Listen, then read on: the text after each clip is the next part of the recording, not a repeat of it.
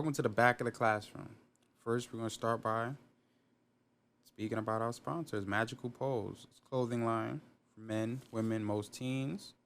You can find them on Instagram, Magical Pose, Magicalpose. It's Magical Pose. And their website, magicalpose.com, Magicalpose.com. And because they support the back of the classroom, the promo code for a discount is going to be MPREL333.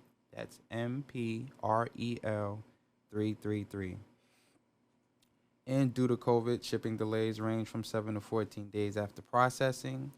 So your first email will be the confirmation with the receipt. Second email will be sent out once it's shipped with a tracking number. I want to thank everybody who supports the back of the classroom as well as Magical Pose. If anybody who wants to donate and contribute to help this platform, you can send your donations to Cash App through Cash App, $KingRel333, $KINGREL333. If you don't have Cash App and you have PayPal, you can send it to paypal.me/Rel Jackson. That's PAYPAL.me/RELJACKSON. Anybody want to reach out to me, you can find me on Twitter, KingRel333, KINGREL333. Anybody want to find me on Facebook, find me at Rel Jackson, RELJACKSON. Instagram, same, Rel Jackson, RELJACKSON. And you can find me on YouTube, RELJACKSON. We want to thank everybody who's donated, everybody who's liked, commented, reposted, and shared. Save this video to queue it up for later. We want to thank you all. This definitely helps the platform grow. And I appreciate you. Thank you for sharing. Thank you for getting the message out. If it's not for you today, it might be for you tomorrow. And as long as you're sharing it, making, your friends, family, and associates aware, it might help them. So, due to the social climate, there's been a lot of talk and a lot of how we go uneasy people and tensions, and people are just looking for a different way. And sometimes we got to think of worst come to worst. So today's episode is going to be about living off the grid. What happens if the power goes out? What happens if militias come in? Depending on where you at in the United States or depending on where you at in the world, what do you do? How do you survive? I don't think many people have a plan. So we're going to talk about something I did some research. We'll talk about what I came up with.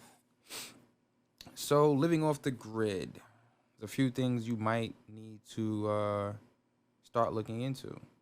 First, living space, location. You need to understand how to harvest and harness water. You need some type of purification system. You need to be able to grow your own food. You need to gather tools and materials. You need to explore alternative energy. You need to look into waste disposal. You might want to do research on travel and find a workshop. Learn to manage rationing, power, water, and food. Might want to do a test run. Build a community. Control your expenses. Diversify income, and learn to barter. So many things we've touched on, but we'll go into, a little bit more detail. Because these things is informative, and from what I've seen and how I've done my research, it seems very necessary. So let's dive into it. Living space. I suggest you research it now. if you don't already own acres of land and already have the things that we already mentioned, if the economy crashes, if there seems to be some type of next wave, we've seen how the toilet tissue ran off the shelves. We've seen how local grocery stores didn't have everything everybody needed. Then they started rationing how much you can buy at a time, right? So everybody was ill prepared. Nobody, not many people had the insight. Not many people had the foresight to anticipate things of this nature and then be ready. Not many. Some people have, but you could tell by the way the lines were at these local grocery stores, the major grocery stores, the shopping outlets, lines out the door. And since all of these riots, there have been plenty of looting. Stores haven't been able to recuperate. And I mean, maybe not your area, but definitely my area, the prices have gone up and dramatically. I think the 10% is definitely more than 10%. The government need to look into that. 'Cause I was told can't go more than 10%, but we'll see how that works out. So yes, research. If things go left right now, you're either gonna have to be good where you're at or already be prepared to go somewhere to hold yourself down and maintain. How many people are ready for that? Do you have enough land? Do you have enough space? Can you protect your land? Can you protect your space? Something else people gotta think about, with the looting in stores and people being injured and hurt. If you are in an isolated area and it's just you, some people might take advantage of that. You have to be prepared to have enough space to do what you need and not too much space you can't secure it all. Drinking water. Based on my research, it says a man should have 15.5 cups, which is equivalent to 3.7 liters a day, drinking water. Women, 11.5 cups, which is equivalent to 2.7 liters of drinking water, which means your body regularly needs water to sustain itself. Now, you can go a couple of days without it, but we also need you to be functional, and we need you to be able to help keep things moving forward. We don't want you sluggish. We want you at your best. So if we can get you at your minimum, you'll be more beneficial and more coherent. Now, that doesn't include cooking and sanitation. And based on my research, it says you'll need at least a half a gallon a day. You might have to clean food, wash your hands, right? So a half a gallon a day, depending on how long you might have to hold out, or this just might be a way of life. You have to be able to secure these things for not just you yourself, but people around you. So if it's you and mother, father, brother, sister, aunt, uncle, grandma, son, daughter, niece, nephew, friends, associates, each and every person required to have that much water a day. And then based on your current health situation, you might need more than that. Are you prepared? And then we got growing your own food. That looks like it's gonna require a little more water than that. So, some other ways of growing food, you can get a container garden, a greenhouse. You want to look into a no-dig vegetable garden. They say potatoes are good for no-dig, and that's a good vegetable source. Start a worm farm. Anybody knows anything about plants and worms do good for that, and might be beneficial to keep your crops growing strong and healthy, so you can eat that. Plant a fruit tree. Sign up for seed savers. Get some seeds. Get your soil right.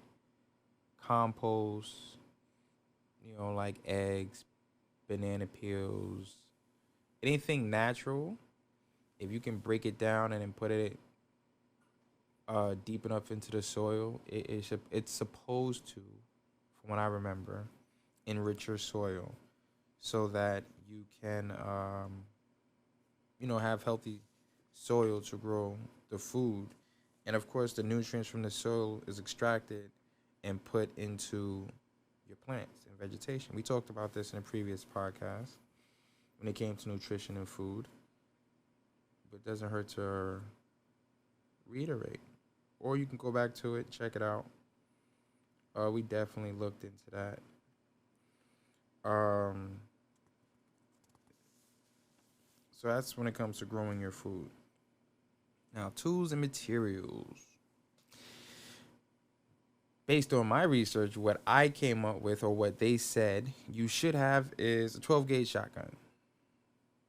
You want to hunt rabbits, scare off mischief, intruders. They suggested a long handled #2 round point shovel. Obviously, you might need to dig. Chainsaw. Can't hook. It's to help move logs. Actually, I had to Google that because I never heard of it before. But I'm a city boy, so there's some of these things I've never heard or seen before. But it was good to know. A linesman pliers, a framing hammer, screwdriver, handsaw, vice grip, bow and arrow, tarp, a compass, duct tape, rope, bike, and a good knife. Now, it goes without saying, if you buy a shotgun, you got to get extra shells, right? But, of course, we want you to go about this the legal way because don't need anybody getting caught up in anything. But it's only living off the grid. We ain't say this was chaos and pandemonium and it's the Wild Wild West. No, you're just living off the grid because things just didn't work out, right? There's just not in your favor. But if things were to go left and it was a whole bunch of lawlessness, then I guess it wouldn't matter. But we still want you to be on the right side of the law because I believe before the collapse of a government, the military will, for the most part, be activated.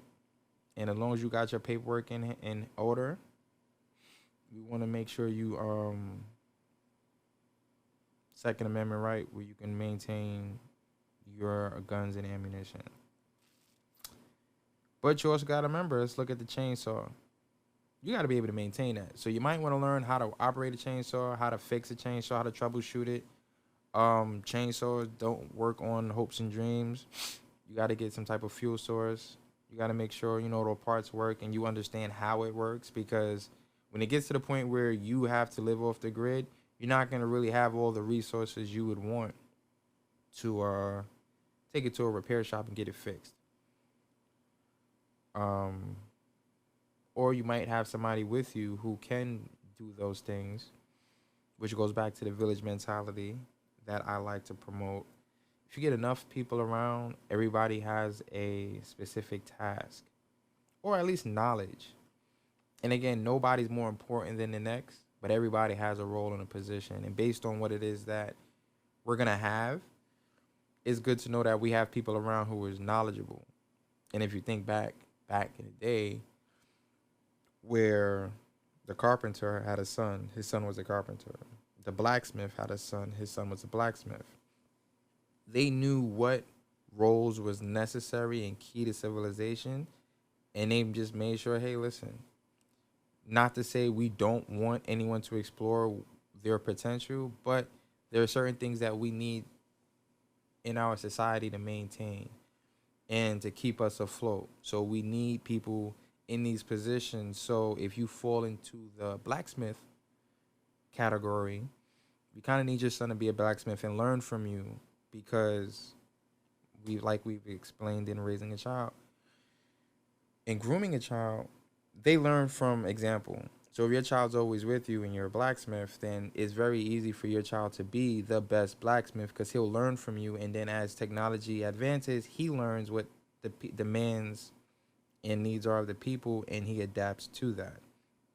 So we, might have to end up going back into that because you need to make sure every role is filled in society. Man, woman, or child. So even if you had a boy or a daughter, Depending on how bad and severe things get, you might need a woman to be a blacksmith or a carpenter. You can't be gender biased now because you can't guarantee the gender of a baby. Um, Screwdrivers are simple. Handsaw, you might have to find a way of sharpening it, so you might want to look into that because I know a lot of these tools get dull. Bow and arrow. How many people know how to use a bow and arrow? Internet might not be up and running. Electricity might not be all that great. When you gonna learn? How you gonna learn? Learn now. Be prepared. Tarp. That's simple enough. Compass, duct tape. You might want to get enough of that because depending on how long you're gonna be out there, you might need a lot. Rope. Same situation. A bike. You might want to learn how to fix a chain, change a flat. Get a manual air pump. Learn how to keep things clean. Learn how to maintain these things. Learn how to fix it because, like I said, if things go left, and when I say left, I mean you won't have access to certain things, people, and resources because it won't be in your favor. You're in survival mode. It could very well be chaos and pandemonium. It could be lawlessness. Just assume the worst. You won't feel safe leaving town, finding the blacksmith, or you might want to have somebody who's handy in town who can do these things. You won't have to leave and go anywhere. But again, that goes back to the village mentality. Alternative power. Renewable energy sources fall under solar, wind, hydro, tidal, geothermal, biomass. Enough people know about solar, you get solar panels. Everybody know about wind, you got windmills. Hydro, tidal, geothermal, and biomass seem to be a large corporation funded situation. Regular society, people don't build dams and have the resources to harness and control hydro, tidal, thermal, and biomass. But if your society is capable of doing so, listen, we're moving in the right direction. Another effort people need to pay attention to is waste management. This is one of the most important ones, and we're definitely not leaving it for last. Now, you need proper waste management to prohibit disease. And with proper hygiene and waste management, these things can be avoided. Now, we're going to name a few just because you have to understand the severity of it. So you have cholera, diarrhea, dysentery, salmonella, intestinal parasitic worms, trachoma, typhoid, just to name a few. And then you got to also be aware that if you're not getting rid of your garbage, you're going to draw rodents and mosquitoes that also spread diseases that you do not want inside your community. You barely want them in your house. You understand these things bring just disease, and you don't want it. Mosquitoes with the Zika virus that happened a few years ago, and don't nobody like rats, and we just know how filthy they are.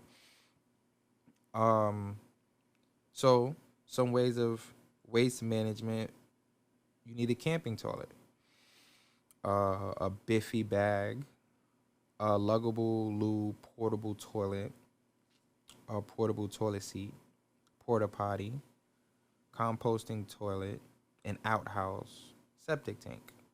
Now, these are all different types of camping toilets. Of course, you'd find one you can find, or if you have the time and luxury, the one that's more preferential to you and your needs. But like I said, if you wait last minute, you'll end up just looking for what you can find, and hopefully you have an option of one or multiple of these things so you can find out which one's for you. Hopefully you're not left with just one or none at all. Then you'd also have to worry about sewage treatment. There's Aquachem, Torsen holding tank deodorant, BioClean, and Ridex. Found those. Something to think about, something to invest in. Do your research, look into it, see exactly what it is you would need, what's more convenient for you. Might need to get all of them, might get whatever you can find. And then there's the sanitation supplies. You want to get a hold of some bleach, uh, Stramamine tablets, toilet paper. Shower quick, those rolled off the shelves. Stock up, have it, have enough. So if something was to happen, when going to the store, you can stock up a little bit more, but you're not without. You don't ever want to be without. You want to kind of stock your shelves like a store does. You have enough to where if things were to get hard, you're not looking to get things you don't have. You're looking to get more of things you do have so that you can hold over as long as possible for the unknown future. You have no idea how long certain things are going to last. You just want to put yourself in the best possible position. Proper planning prevents poor performance comes to mind. You want to look into infection waste bags. You see it in movies, you see it in hospitals.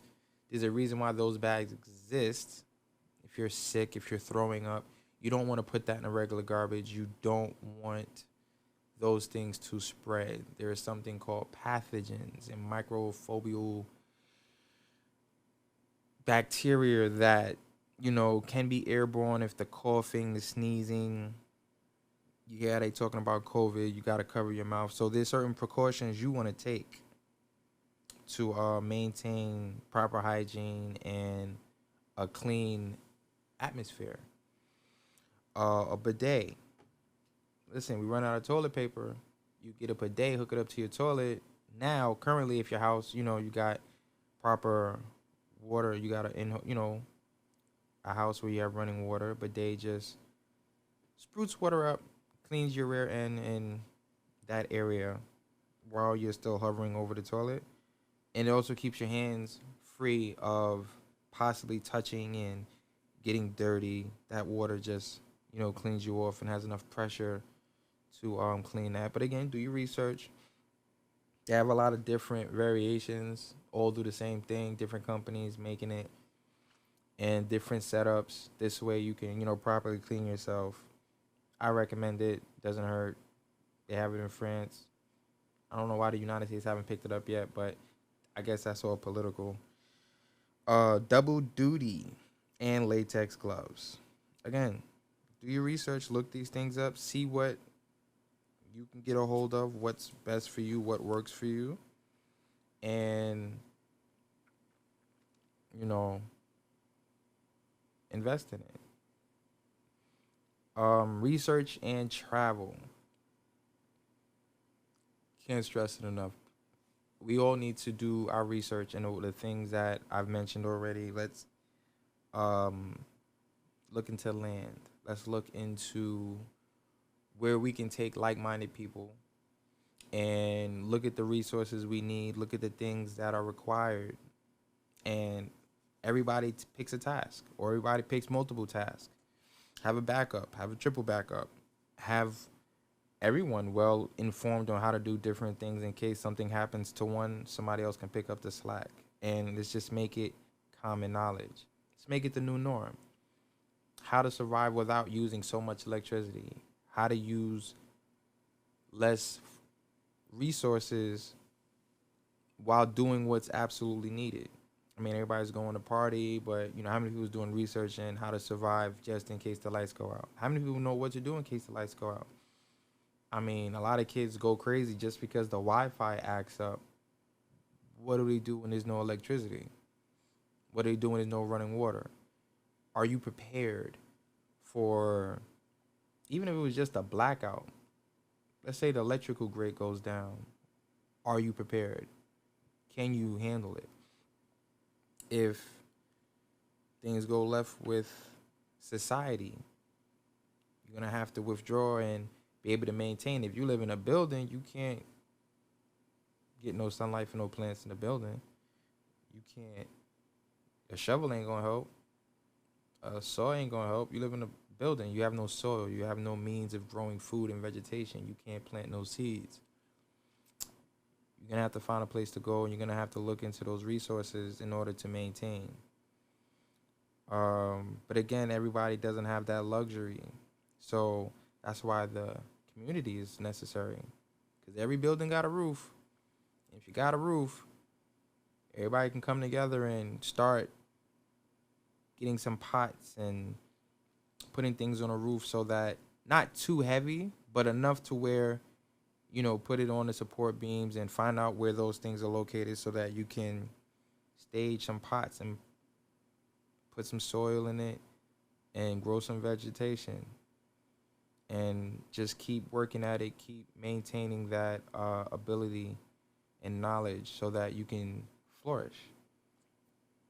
You want to travel, you want to get around, you want to see where things are located, you want to learn how other people do things. It's a thing called cultural diffusion. You learned this in history class. When you come together with other people and you just learn and you adapt and you see what works, because obviously we're in the same area, same terrain, so we experience the same weather conditions. So somebody might know something you don't know, and that's where the exchange of information comes in. The village. And there's another village over there, and there's another village over there, but everybody can share information and grow. And then you have allies and you work together, and then you can start bartering. I have enough corn, you have enough wheat. Can we exchange wheat for bread, corn for vegetables? Could be cabbage, could be spinach, could be kale, could be anything that you're growing. You can just exchange resources. Because at that point, the dollar might not mean much. But if you build enough relationships with people, you'll have the means to be able to exchange and it be on a good faith merit where I mean you no harm, but we're going to come together and we're going to work things out. So you can't do that if you're always in your house and you're isolated from people and you don't want to step outside and explore. Build relationships, make friends and allies, have something to offer. Because at this point, money ain't going to mean anything. So if you have a service, goods, you can provide, you can do that. And that's where, again, those resources come in to be more beneficial than just saying, you can't order pizza, so you're going to have to be able to do something. Grind some stones. Just got to be prepared and ready. Have as much knowledge as possible. Understand the land you live on, the weather conditions that you're going to go through, depending on what side of the hemisphere you're on, depending on what side of the equator you're on, how far from the equator you are. Your seasons will vary. With less electricity, there's less factories, less pollution. So I guess we've seen how it affected us during COVID. The water was a little bit cleaner. The air, the sky was a lot cleaner. But then the weather and the seasons start to feel a little bit different. And, they say that's a large part of there being less pollution. So with less pollution, we're experiencing the weather differently. So we have to be prepared for it. How many people got thermals? How many people are prepared for these stores not to open up? Do you have enough insulation to keep you and your family warm? Is your house prepared for warmth? Do you have a generator? If you don't have solar panels, do you have the ability to maintain? Can you hold out for a week, a month, a couple of months, a year? How long would it take for you to build relationships? How long will it take for you to learn how to do the things you need to do to survive? Let's start now. Learn to ration your resources. Learn what your body needs. Learn what it is to stay healthy. Stay on top of it. I did one on nutrition about food, vitamins, minerals. Sea moss comes to mind. Has a high 90s of minerals that your body needs out of, I believe our body is maybe close to, if not 110. Stand to be corrected, but a little less than 110 minerals your body needs to survive. Sea moss is in the mid 90s of all the minerals that we need. It's in sea moss. Off the top of my head, the way sea moss works, you got to make sure it's good. I'm hearing, I've done research and it says that there's a lot of counterfeit, fake sea moss out there. People, I guess anything to make a dollar, people willing to sell you counterfeit things. I guess those things aren't regulated once it's packaged. It just looks like it, so there's no way of really testing it. So I say find a reputable brand or source. Um, you want to rent it. If we have fire, power, you can, after rinsing it, you boil it, and then after you boil it, you take it, put it in the blender. I believe it's 1 to 5. So if you take 1 cup of sea moss, you put it in 5 cups of water, just to help ration that out. After it's boiled, it gets a very gelatin-like substance. Take it, put it in a blender. You figure that's possibly 6 cups. It's gotten thicker. You just blend it. You want the sea moss to blend into the water that's gotten to be more gelatin. You blend it. You get all those parts and bits very nice and fine. You put it into a container and you put it into the refrigerator. That's one way. The second way is you rinse it really good, and then you put it into, again, 1 cup to 5 cups of water. 1 cup of sea moss, 5 cups of water. You put into it, you cover it, and you let it soak. And while it's soaking, it becomes gelatin-like. And then from there, you put it into a blender and you blend it. Let's say you don't have electricity. I'm assuming there's gonna have to be a way where, I haven't seen a hand blender, but I'm sure these things exist. You just have to go old school with it. And then sea moss has a lot of different applications. I believe externally you can put it on your skin. It helps with some things with your skin. Depending on your skin, I would say just do the research, check it out. I'm only sharing with you what I've read. I haven't tested all of. I've only drunk it, and I would just take some, put it into a cup of water, put it with a pre-workout, and then I would just blend it, drink it, and then start my day. It will be the first. I won't put food in my body before putting that into my system. Did some research on that, and it's a good idea to give your stomach and the good bacteria in your stomach the things it needs to combat the negative bacteria and enzymes in your stomach that leads to bad gut health. Your gut is very important, and you want to maintain that in order to have a proper, just be capable of moving through life. If you have a bad stomach ache, you already know that's kind of crippling. And then anything that affects your stomach is going to affect you mentally. If you have a headache, it's because of what's in your stomach. If your stomach hurt, it's because of something that you're thinking about. If you think about it, when you're nervous, it's something you're thinking about, but it affects your stomach. It doesn't affect your head. But then when you have a headache, the first thing the doctors tell you is eat this with food, or take this medicine with food and drink water. They're telling you to do 3 things. Drink water, eat food, and take this medication. If anybody knows where medication comes from food, plant life. So if you take plants and you have somebody eat something, 2 of the things you're doing on your own, which is food and water. The other medication, believe it or not, like headache medication, is just I believe it's a blocker of pain so you don't feel it, but the food you ate is supposed to get your body back on track. So it just means eating healthier. Look at, also did a piece on nutrition. If you're supposed to have if you're 200 pounds and you're supposed to maintain 2,000 calories, you can do that in one meal. But if you want to space it out, sure, you can do that too, but you don't need 3 meals a day.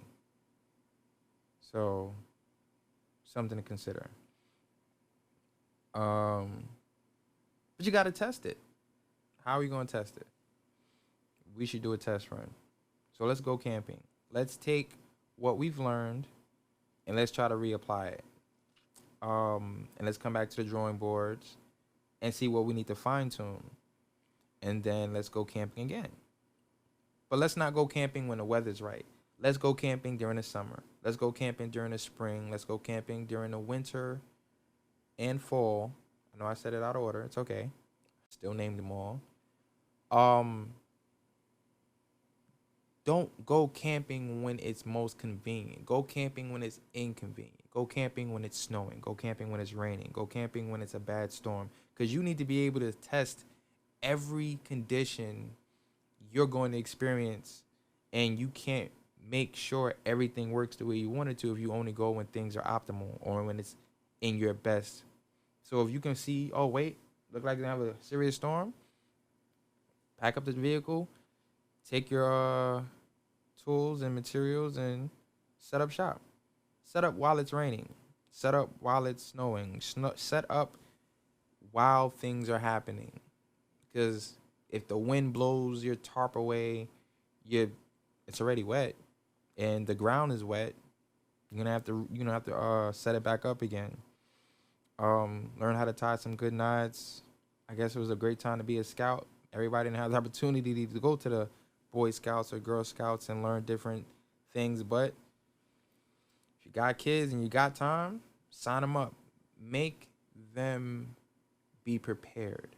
Let's prepare our children for the good and the bad. All too often, you keep hearing people setting their kids up for success based on the most optimum conditions. I've watched a lot of people make it not coming from the most optimal situations. They've been in the worst of situations and learned to survive that. And the minute they had the opportunity to be great, because they were so used to the bad, handling things when things were good were a cakewalk for them. It was just that much easier. It was less stress. So let's constantly test our skills. Let's constantly test our ability to survive. Go camping. Rain, sleet, hail, snow, good day, bad day, go camping. Try making it a routine of yours just to make sure all your equipment is up to par. Make sure your batteries are good. Make sure your generators are good. Make sure your equipment is cleaned. Make sure we have the newest, the best gear. Let's constantly stay on top of that, because without readiness and being prepared, you lose, and your chances of survival are lowered dramatically. And I can't stress enough, you have to build a community, which is a village that I've been trying to, put together through my listeners, through my family and friends. But these situations we can't get away from. If you're paying attention to the news and the politics and what's going on with the injustice of police brutality and the different feelings people have about the current situation, you don't have to like everybody. Cool. You just stick with the people that in your neighborhood and the people that you're close to, but you don't have to go offending people. You don't have to go hurting people who aren't doing any harm. But it's also good to know what areas won't accept you, what areas might want to do you harm, and just stay away from it. Protect what's yours. Again, it goes back to just building a community in which you're comfortable in, the community you're going to survive in, the community your family is going to be in. I want the best for everybody. I want everybody to be good, because if everybody's good, then nobody's looking to do anybody any harm. Nobody's looking to hurt anybody. No one is looking to do or offend anyone with any injustice. So with that being said, that's our time for the day. Appreciate you. Please share, and talk to you later.